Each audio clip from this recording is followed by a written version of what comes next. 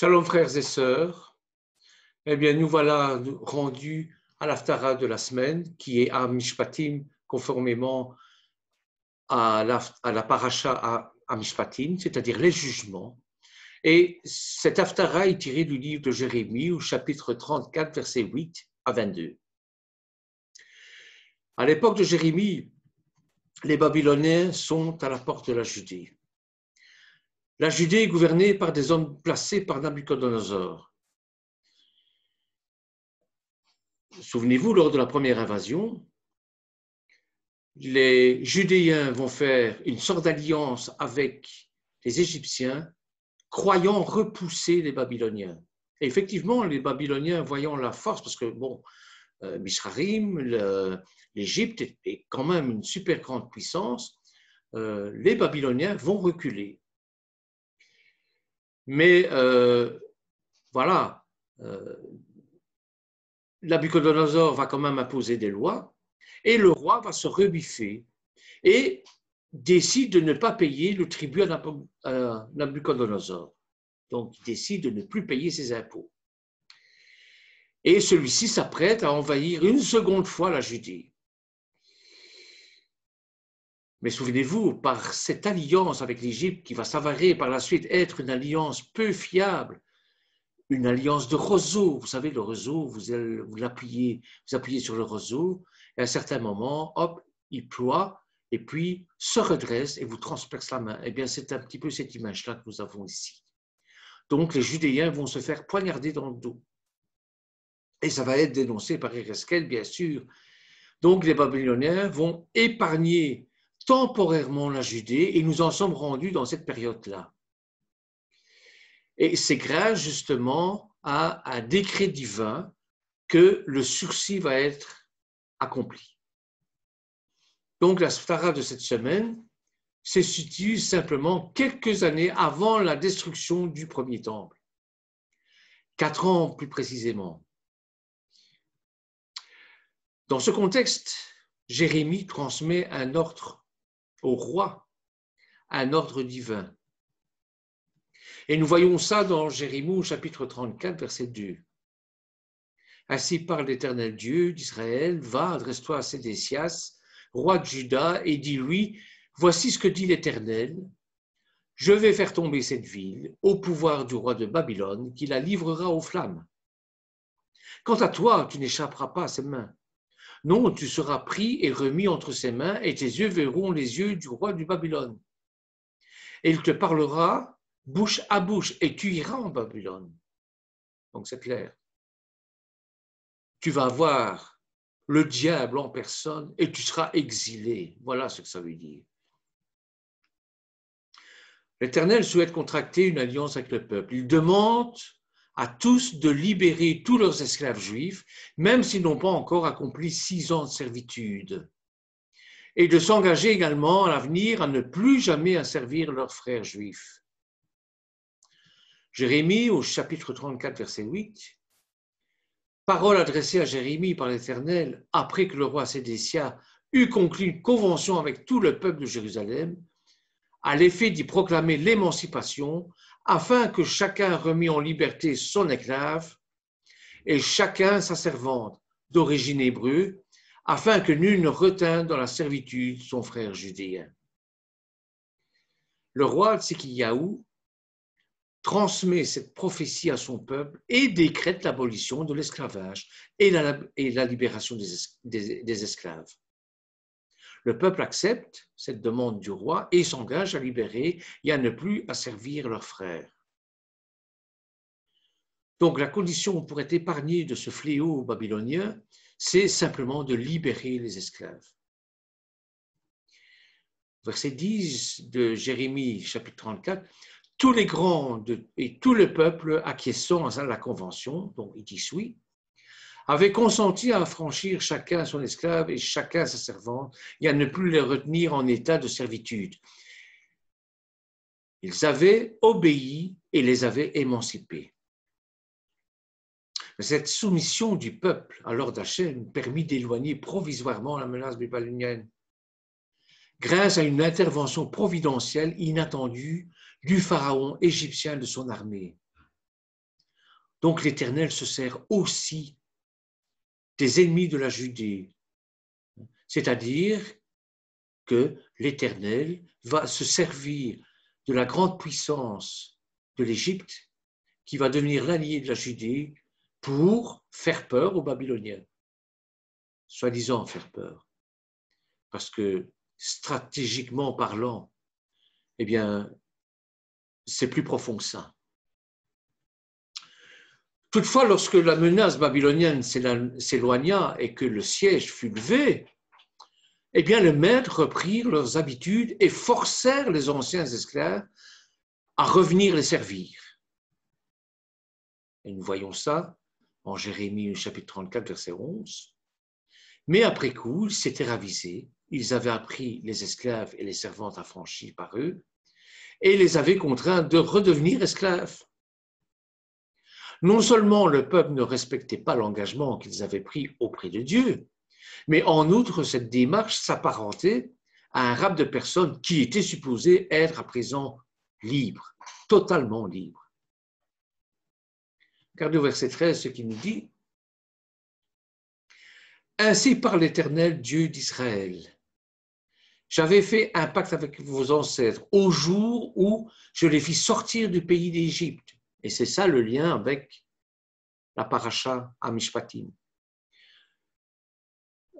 Donc, au jour où je les fis sortir du pays d'Égypte, de la maison de servitude, en disant, au début de la 7e année, chacun de vous affranchira son frère, qui lui aura été vendu. Quand il t'aura servi 6 années, tu le renverras libre, mais vos pères ne m'ont pas obéi, ils n'ont point prêté l'oreille. Pour vous, vous vous étiez amendé un certain jour en faisant ce qui est juste à mes yeux, en proclamant la liberté de vos frères. Vous en aviez contracté l'engagement devant moi, devant la maison qui porte mon nom. Puis, vous ravisant, vous avez outragé mon nom. Et chacun a repris son esclave, et chacun sa servante, que vous aviez rendu libres à eux-mêmes, et vous les avez contraints à redevenir vos esclaves. Notre Haftara nous présente précisément la réaction d'Hachem face à la double faute que commettait alors le peuple. Le Talmud de Jérusalem mentionne précisément ce refus de redonner la liberté aux esclaves comme l'une des conséquences de la destruction du temple de Jérusalem. Jérémie, au chapitre 34, verset 17, « C'est pour ça, ainsi parle l'Éternel, vous ne m'avez point obéi, vous quand il s'agissait pour chacun de proclamer la liberté de son frère, de son prochain, eh bien, moi, dit l'Éternel, je vais proclamer contre vous la liberté du glaive, de la peste et de la famine, et je ferai de vous un objet d'épouvante pour tous les royaumes de la terre. Et je livrerai ces hommes violateurs de mon pacte qui n'ont pas exécuté les termes de l'alliance conclue devant moi, en divisant vous en deux parts et en passant entre les morceaux. Ces princes de Juda et ces princes de Jérusalem, ces chambellans, ces prêtres et tous les gens du pays qui ont passé entre la portion du veau, je les livrerai aux mains de leurs ennemis, aux mains de ceux qui en veulent à leur vie, et leurs cadavres serviront de pâture aux oiseaux du ciel et aux bêtes de la terre. C'est terminé, j'en ai marre, dit l'Éternel. Je retire ma protection. Et Sédécias, roi de Juda, et ses grands, je les abandonnerai à la merci de leurs ennemis, de ceux qui en veulent à leur vie, et de l'armée du roi de Babylone qui vient de s'éloigner de vous. Voici de l'Éternel, je le décrète. Je les fais revenir vers cette ville pour qu'ils attaquent. Ils la perdront de vive force et consumeront par le feu, et des villes de Juda, je ferai une solitude privée d'habitants. Et bien voilà, c'est terminé. Je retire ma protection et advienne que pourra, vous allez être aux mains de vos ennemis. Notre Haftara développe le thème de la libération des esclaves conformément au premier décret sur l'esclavage juif promulgué dans notre paracha à Mishpatim. En Shemot 21, au verset 1, il nous dit « Et voici les statuts que tu leur exposeras. Si tu achètes un esclave hébreu, il restera 6 années esclave et à la 7e, il sera remis en liberté sans rançon. S'il est venu seul, seul il sortira. S'il était marié, sa femme sortira avec lui. Si son maître lui a donné une femme, laquelle lui est enfanté des fils, eh bien, ou des filles, la femme avec les enfants appartiendra à son maître et lui se retirera seul. Pourrions-nous demander comment ça se fait qu'après la sortie d'Égypte, on doit encore promulguer une loi contre l'esclavagisme, contre l'esclavage, et que celle-ci soit la première des lois observées, alors que nous pourrions nous attendre, comme pour la Shoah, à nous exclamer « plus jamais ça ». Mais de quel esclave parlons-nous? De quel esclavage parlons-nous? De quelle servitude devons-nous parler? Eh bien, le chapitre 21 de Shemot, c'est une première mise en application concrète du décalogue. C'est-à-dire, l'Éternel va travailler la liberté de son peuple de l'intérieur. Donc, ça va prendre énormément de temps. Et c'est ça que ça veut dire.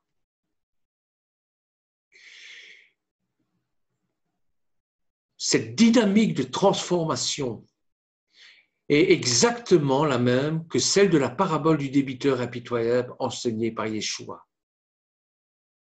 Rappelez-vous, et vous pouvez même prendre la Brit Hadasha à Matthieu au chapitre 18, à Matthieu chapitre 18, versets 23 à 35. Ce serviteur devait une somme incalculable à son maître, le supplie tant et si bien que le maître lui remet toute sa dette, et sortant de la maison, voilà que ce serviteur se rue pour étrangler un frère qui lui doit quelques centimes, quelques francs. Et le maître de convoquer ce débiteur impitoyable et de lui dire « Je t'avais remis toute ta dette, ne devais-tu pas toi aussi remettre sa dette à ton frère ?» Et le maître de le jeter en prison jusqu'à ce qu'il ait tout remboursé. Yeshua ici ne puise pas ailleurs que dans la dynamique de la libération qui anime toute l'histoire sainte depuis la libération d'Égypte. Vous avez été libérés par Adonai, faites de même à votre tour, sans quoi je vous renverrai à votre propre esclavage. Rappelez-vous, la véritable liberté, c'est la liberté qui libère. Ce n'est pas une libération. Donc, ayant été libéré de l'esclavage, il est normal que Moïse place la question de la libération dans un des premiers commandements après le don de la Torah. Alors, ça ne signifie pas que l'esclavage soit aboli, mais il a tout le moins fortement cadré. Alors, toujours faire attention à ne pas projeter des images non plus de l'esclavagisme noir sur ce que la Bible nomme esclave. Ça n'a rien à voir. Rien à voir non plus avec les groupes d'esclaves qu'on trouvera plus tard dans le monde grec ou romain. Evet en hébreu signifie à la fois serviteur et esclave. Il désigne un rapport de dépendance qui peut être celui d'un domestique vis-à-vis de son maître, mais aussi celui d'un mercenaire vis-à-vis de son employeur, d'un ministre vis-à-vis de son monarque, d'un roi vis-à-vis de son vassal, et de tout roi vis-à-vis de Dieu. C'est pour ça qu'il nous est demandé de prier pour les autorités. Donc, Evet, qui vient de Avad, qui veut dire servir, désigne avant tout la soumission à une autorité, quelle qu'elle soit, religieuse ou laïque, religieuse ou politique. Elle ne signifie pas que la CGT soit sans droit. Nos versets sont là pour le prouver. Quoi qu'il en soit, nous disent les versets 2 à 6 de Shemot, chapitre 21, certains fils d'Israël pouvaient donc se trouver en situation de Evet, au sens particulier où ils avaient été vendus en esclaves à leurs propres frères. Mais comment ça se peut, ça? Eh bien, en principe, c'est interdit. Et le verset 16 le dira explicitement, celui qui aura enlevé un homme et l'aura vendu, si l'on l'a pris sur le fait, sera mis à mort. Mais bon, un fils d'Israël insolvable, ou pris comme garantie personnelle dans une affaire qui tourne mal, pouvait être contraint à la corvée au profit d'un autre fils d'Israël, qui devenait alors son maître.